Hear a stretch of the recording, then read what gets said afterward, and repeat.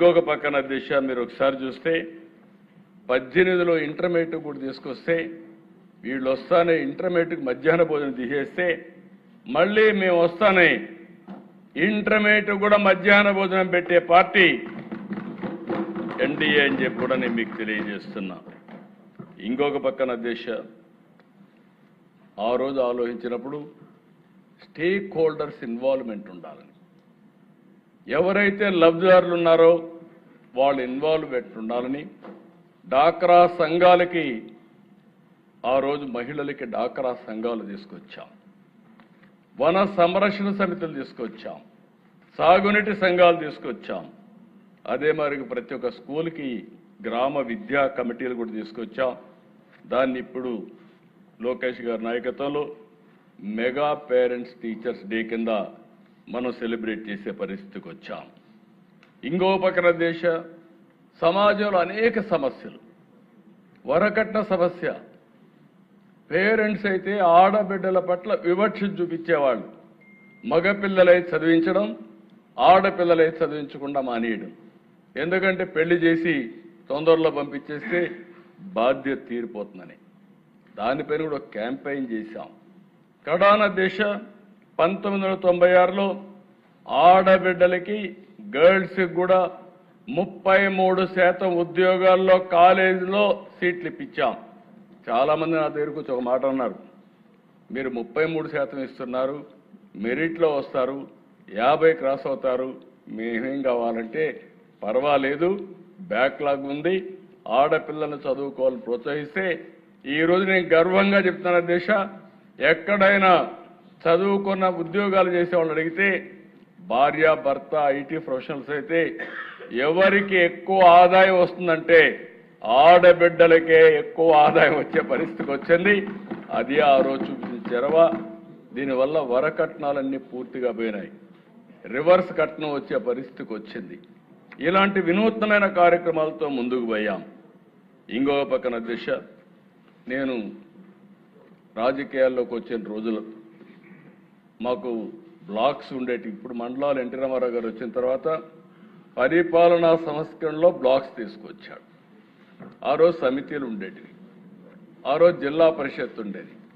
ఆ రోజు చూస్తే అధ్యక్ష ఎవరైనా జిల్లా పరిషత్ చైర్మన్ దగ్గరికి పొలం దగ్గరికి పోయి నన్ను ట్రాన్స్ఫర్ చేయమని అడిగితే ఇది చేస్తే ఆయన దగ్గర కాగితం ఉండేది కాదు, సిగరెట్ తాగే బ్యాక్ పేపర్ ఉండేది, దానిపైన ఆర్డర్ చేసి పంపించేవాడు.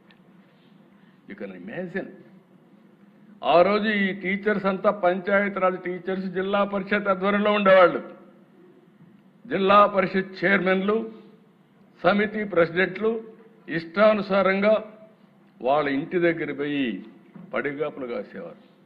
అది చూస్తే నాకు అనిపించింది, చదువు చెప్పవలసిన టీచర్లు వేరే వాళ్ళ దగ్గర పోయి పడిగాపులు గాయడం ఏంటి? అందుకే ఫస్ట్ టైం అధ్యక్ష పర్ఫార్మెన్స్ అప్రైజల్ చేసి కౌన్సిలింగ్ విధానం తీసుకొచ్చి ఏ రాజకీయ నాయకుడి దగ్గరికి టీచర్ వచ్చే పని లేకుండా నేరుగా వాళ్ళ పనితనం పైన ట్రాన్స్ఫర్స్ తీసుకొచ్చాం. దీని నెక్స్ట్ లెవెల్కి ప్రస్తుత విద్యాశాఖ మంత్రి ఒక యాక్ట్ తీసుకొచ్చాడు.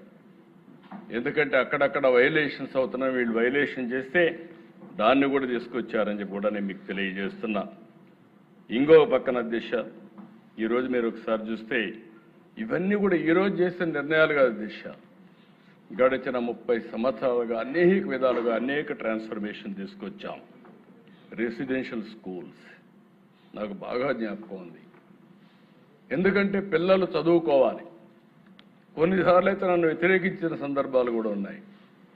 ఈరోజు రెసిడెన్షియల్ స్కూల్స్లో ఎస్సీ ఎస్టీ పిల్లలకు బాగా చదివి చెప్తే ఐఐటి పోయే పరిస్థితికి వచ్చారు.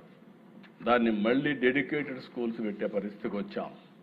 నా ఆలోచన ఈరోజు 5 లక్షల మంది ఎస్సీ ఎస్టీ బీసీ పిల్లలు ఉన్నారు. ఈ 5 లక్షల మందికి రెసిడెన్షియల్ స్కూల్స్ గారు కట్టగలిగితే, అక్కడ కానీ స్పెషల్ కోచింగ్ ఇవ్వగలిగితే బ్రహ్మాండంగా పైకి వచ్చే పరిస్థితి వస్తుంది. అది కూడా ప్లాన్ చేస్తున్నాం అధ్యక్ష. ఇంకొక పక్కన అధ్యక్ష మీరు ఒకసారి చూస్తే ఈరోజు గడిచిన ప్రభుత్వం 1924 10-12 లక్షల మంది పిల్లలు ప్రభుత్వ స్కూల్స్ రావడం మానేశారు, బడికే మానేసే పరిస్థితికి వచ్చారు. మేము ఆ రోజు ఒక హామీ ఇచ్చాం, ఎంతమంది పిల్లలుంటే అంతమందికి తల్లికి వందనం కింద 15,000 వేస్తామని చెప్పి మాట నిలబెట్టుకున్న ప్రభుత్వం ఎన్డీఏ ప్రభుత్వం అధ్యక్ష. దీనివల్ల మీరు చూసినప్పుడు ప్రైవేట్ స్కూల్ సుప్రీంకోర్టు ఆదేశాలతో ఇంకొక పక్క మీరు చూస్తే ఏదైనా ప్రైవేట్ స్కూల్స్లో కూడా first class admissions government recommendation, government దీనికి ఇవ్వాలి, కోటా కింద ఇవ్వాలని చెప్పి పెట్టారు. ఈరోజు అది ఉన్నప్పటికీ చరిత్రలో మొట్టమొదటిసారిగా ఎప్పుడు కూడా ప్రైవేట్ స్కూల్ పోయే పిల్లలు మొట్టమొదటిసారిగా విద్యా ప్రమాణాలు బాగున్నాయి కాబట్టి 1 లక్ష మంది పిల్లలు ప్రైవేట్ స్కూల్ నుంచి గవర్నమెంట్ స్కూల్స్కి వచ్చారంటే అది ఒక చరిత్ర. ఇది ఓవర్ నైట్ అయిపోలేదు దిశ. ఇవన్నీ కూడా ఒక నమ్మకం, ఒక ప్రొసీజర్ అయినాయి. ఇక్కడికి వస్తే దిశ ఈరోజు డిఎస్సి, నేను ఒకటే చెప్తున్నా మాట్లాడే వ్యక్తులకి, మీకైనా విశ్వసనీయత ఉండాలి, మీరు చెప్పే విషయాలకైనా సమాచారం ఉండాలి, వాస్తవం ఉండాలి. ట్రూత్ లేకుండా ఏదో గుడ్డ కాల్చి వేరే వాళ్ళపైన వేస్తానో బురద జల్తానో అంటుకుంటుందనే పరిస్థితికి వచ్చారు. నేను ఎన్నికల ముందు చెప్పాను, ఊరూరులో చెప్పాను. నేను ఆ రోజు చెప్పిన మాట మీరు ఆలోచిస్తే అధ్యక్ష, 5 ఏళ్లుగా ఒక టీచర్ని ఇవ్వలేదు.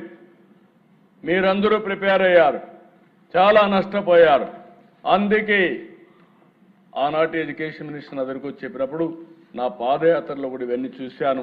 నాకు బాధ ఉందంటే ఆ రోజు ఆయన్ని అడిగి ఎంతమంది ఉన్నారో ఎక్సర్సైజ్ చేయమన్నా. మెగా డిఎస్సి కింద 16,300 ఉద్యోగాలు ఇవ్వాల్సి వస్తుందని, 397 ఇవ్వాల్సి వస్తుందంటే క్యాబినెట్లో పెట్టి ఫస్ట్ సంతకం అధ్యక్ష ఎలక్షన్ మేనిఫెస్టోలో పెట్టాం.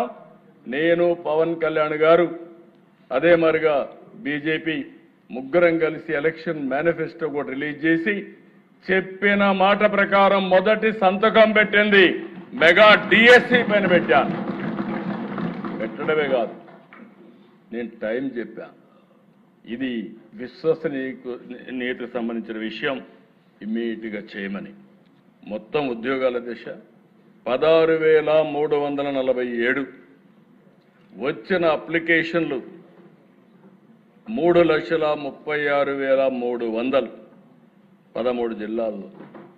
ఫస్ట్ టైం చరిత్రలో 148 రోజుల్లో టోటల్ ప్రాసెస్ పూర్తి చేసే పరిస్థితికి వచ్చారు. ఇందులో కూడా మీరు చూసే దిశ, ఈరోజు మనం